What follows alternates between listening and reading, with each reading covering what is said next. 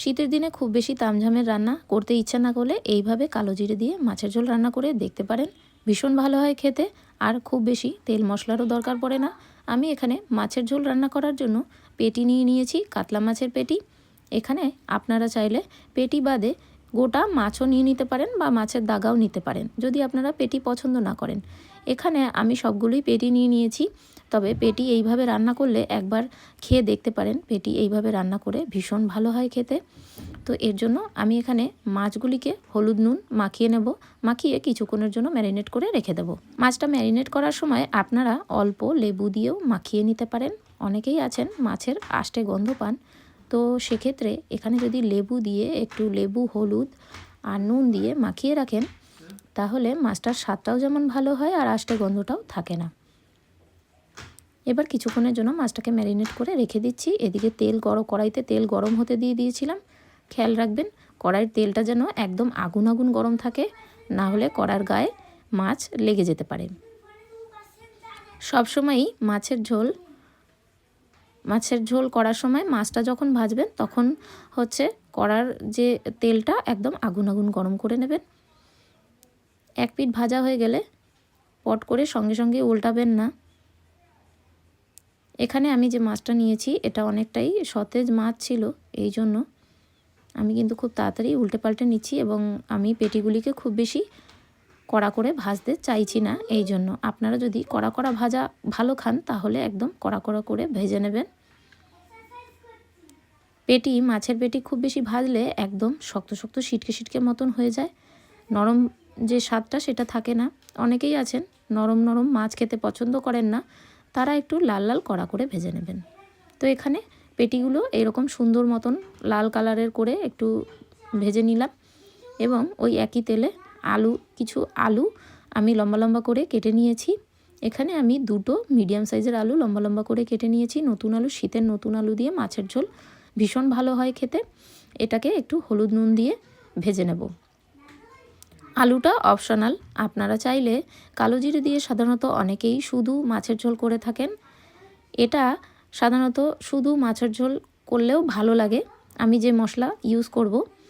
কিন্তু এখানে আমি একটু শীতের সবজি দিয়ে দিলাম। এভাবে রান্না করলেও দুর্দান্ত খেতে হয়, খুব সিম্পল হয় কিন্তু খেতে হয় অসাধারণ। এবার এর মধ্যে আমি শীতকালীন সিমও দিয়ে দিলাম। সিমটাকে আমি আঁশ ছাড়িয়ে নিয়ে তারপরে এইভাবে মাঝখান থেকে কেটে নিয়েছি। আপনারা চাইলে গোটা দিতে পারেন, গোটা গোটা করেও রান্না করলে মাছের ঝোলটা দেখতে সুন্দর লাগে, একটু ইউনিক লাগে আর কি। তো খাবারের মধ্যে একটু অন্যরকম দেখা, অন্যরকম টেস্ট, এটা করলে সেই একঘেয়েমি ব্যাপারটা থাকে না। এখানে সিমটাকে খুব বেশি ভাজিনি। সিম বেশি ভাজলে তাহলে কিন্তু সিমের টেস্টটা ভালো লাগে না। এখানে আমি হাফ চামচ মতন কালো জিরে ফোড়নে দিয়ে দিচ্ছি ওই একই তেলে। এই ফোড়নটাই হলো মেন। আর দিয়ে দেবো বেশ অনেকটা কাঁচা লঙ্কা, যাতে মাছের ঝোলটা একটু ঝাল ঝাল স্বাদ হয়। খুব বেশি মশলার ইউজ করব না, কিন্তু এই মাছের ঝোলটায় একটু লঙ্কা বেশি দিতে হবে। আর দিতে হবে রসুনটাকে থেতো করে দিয়েছি। আর এই তরকারিটাতে রসুন থেতোই করে দেওয়া হয়।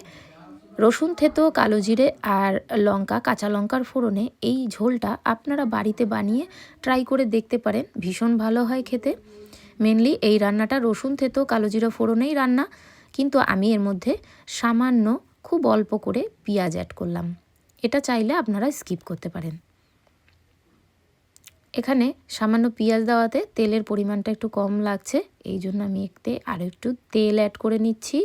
আপনারা যদি তেলটাকে অ্যাভয়েড করতে চান তবে একটু ঢেকে ঢেকে পেঁয়াজটাকে নরম করে ভেজে নেবেন। তবে এক্ষেত্রে একটু টাইম বেশি লাগবে, কিন্তু তেলটা কমে রান্না করতে পারবেন। তো এখানে আর একটু তেল দিয়ে পেঁয়াজটাকে একটু ভাজা ভাজা করার পরে তারপরে এর মধ্যে দিয়ে দেবো টমেটোটা দেওয়াতে এই মাছের ঝোলটা ভীষণ ভালো লাগে খেতে। এই আলু সিমের পাতলা ঝোলে টমেটো দিলে কিন্তু খুবই ভালো হয়। তো টমেটোটাকে বেশ যতক্ষণ না একটু নরম হয়ে একদম ভাজা ভাজা মতন হয়ে যাচ্ছে, টমেটো কাঁচা কাঁচা ভাবটা চলে যাচ্ছে, ততক্ষণ পর্যন্ত টমেটোটাকে ভেজে নিতে হবে। এবার একটু লবণ দিয়ে দিলাম। লবণ দেওয়াতে এই পেঁয়াজটাও যেমন নরম হয়ে যাবে, টমেটোটাও নরম হয়ে যাবে। তো দিয়ে কিছুক্ষণ এইভাবে করে রেখে দেব নরম হতে। তো তো দেখতেই পাচ্ছেন এই যে পেঁয়াজ টমেটো সমস্ত কিছু কিন্তু একদম নরম নরম হয়ে গেছে। এটাকে একটু থেতো থেতো করে আবারও একটু করে ভেজে নিচ্ছি, যাতে পেঁয়াজ আর টমেটোর মধ্যে কোনো রকম জল না থাকে, কারণ এগুলির মধ্যে জল থাকলে মাছের ঝোল জল ছাড়তে শুরু করে। এবার এর মধ্যে কিছু গুঁড়ো মশলা দিয়ে দিলাম। গুঁড়ো মশলার মধ্যে দিয়ে দিলাম হলুদ আর মিট মশলা সবার প্রথমে। এবার দিয়ে দিলাম ধনে গুঁড়ি আর জিরে গুঁড়ি।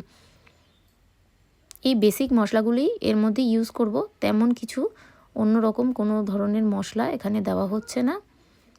সাধারণত আমরা যে মশলাগুলি আমাদের ঘরে যে মশলার উপকরণগুলি থাকে সেইগুলি দিয়েই রান্না করা হচ্ছে, কিন্তু এই মাছের ঝোলটা এইভাবে রান্না করে আপনারা দেখতে পারেন, ভীষণই ভালো হয়। এবার একটু জল দিয়ে মশলাটা যাতে পুড়ে না যায়, আর একটু পেঁয়াজ রসুন আর টমেটোটাকে একটু কষিয়ে নেব। এইভাবে দেখতেই পাচ্ছেন তেলটা কিন্তু এইভাবে ছেড়ে ছেড়ে আসছে মশলার গা থেকে। এই সময় বুঝতে হবে মশলা খুব ভালো মতন কষানো হয়ে গেছে, পেঁয়াজ রসুন আর টমেটোটা। এইবার এই সময় আমি একটু গরম জল দিয়ে দিলাম। আপনারা চাইলে ঠান্ডা জলও দিতে পারেন। গরম জল দিলে কি হয়, তাড়াতাড়ি রান্নাটা তাড়াতাড়ি হয়। এইবার এখানে জলটা যখন ফুটে উঠবে তখনই আমি এখানে ভেজে রাখা মাছ, তারপরে সিম আলু এগুলি দিয়ে দিলাম। দিয়ে বেশ একটু সময় ঢেকে রান্না করতে হবে। আপনারা চাইলে নাও ঢাকতে পারেন। আর আমি কিন্তু এখানে খুব বেশি ঝোল দিইনি, আর এখানে খুব বেশি জল দেওয়ার দরকার নেই। আলু শিম এগুলি খুব তাড়াতাড়ি সেদ্ধ হয়ে যায়, আর বেশি জল দিলে মাছের ঝোলের টেস্টটা থাকে না, একদম জলসা জলসা মতন হয়। তো এই জন্য এখানে যেটুকু ঝোলের দরকার, তবে একদম কম ঝোল দিলে মাখা মাখা তরকারি হয়ে যাবে। এই তরকারিটা হবে, মাছের ঝোলের তরকারিটা হবে একদম পাতলা পাতলা ঝোল, কিন্তু খেতে কিন্তু দুর্দান্ত। দেখতেই পাচ্ছেন সমস্ত কিছু ফুটছে আর সেদ্ধও হয়ে গেছে। তেল এইভাবে করে যখন একদম সাইডে সরে যাবে তখন বুঝতে হবে মাছের ঝোল কিন্তু প্রায় রেডি। এবার সবজিগুলো সেদ্ধ হয়েছে কিনা এগুলো একটু চেক করে নিচ্ছি। শিম তো সেদ্ধ হতে খুব বেশি টাইম লাগে না, আর একটু সেদ্ধ হওয়ার দরকার আছে। আলুটা মোটামুটি সেদ্ধ হয়ে গেছে। এবার আমি একটুখানি ঢেকে এটাকে আর একটুখানি সময়ের জন্য সেদ্ধ করে নেব। যেহেতু শিমগুলি সেদ্ধ হয়নি এখনও, এই জন্য শিমগুলি উপরে যেহেতু ভাসে এই জন্য সেদ্ধ হতে চায় না, এই জন্য একটু ঢেকে সিদ্ধ করে নেবেন আপনারা। এবার সমস্ত কিছু সেদ্ধও হয়ে গেছে, তরকারিটা প্রায় নামানোর টাইম হয়ে গেছে।